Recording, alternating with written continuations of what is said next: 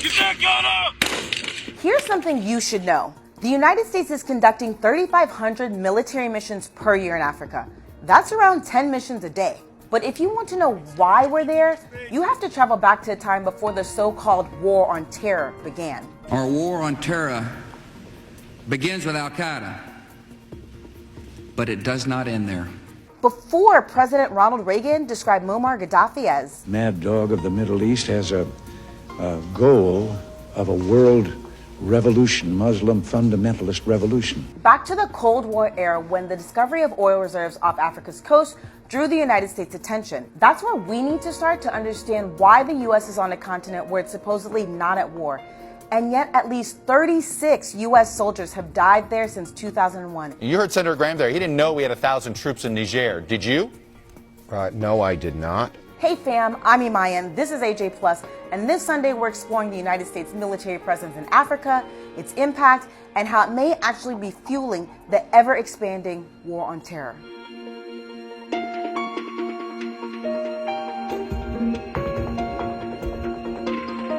Africa has 54 United Nations recognized countries, and whether you realize it or not, the United States presence in Niger isn't an outlier. Let me show you. The dozens of pins you're seeing right now are all locations where the United States has some sort of presence.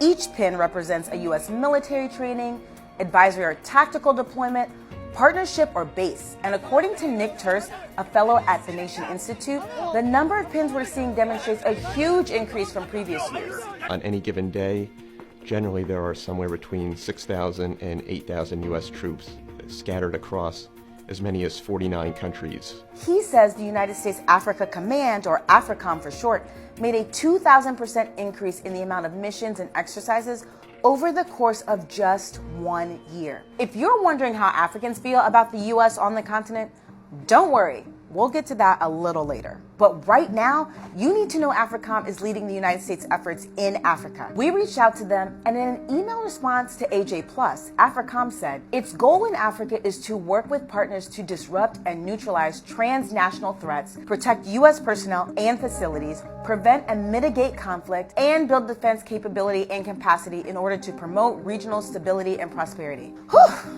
That's not only a mouthful, but it's also an extensive to-do list. And Turse says AFRICOM has strayed pretty far from its original humanitarian mission. It wasn't really going to be a combatant command at all. It was more concerned with humanitarian operations. As we've seen in Niger, Somalia, Libya, there's much more going on. So why is the United States really in Africa? Comfort Ero, the Africa director at the International Crisis Group, says the United States' presence in Africa is really a search for beneficial partnerships. The US has had a long tradition of providing military assistance, training to a number of key African states that it sees as important allies in its own national interest.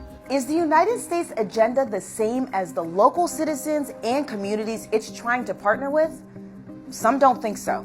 If you ask local communities, locals see it again as sort of a new form of neocolonialism, a new form of sort of an extra sort of security blanket for the central government. Ero says local critics view intervention by countries like the United States and France as unhelpful because Western nations support central governments that the critics dislike. Remember that, because we're going to come back to it.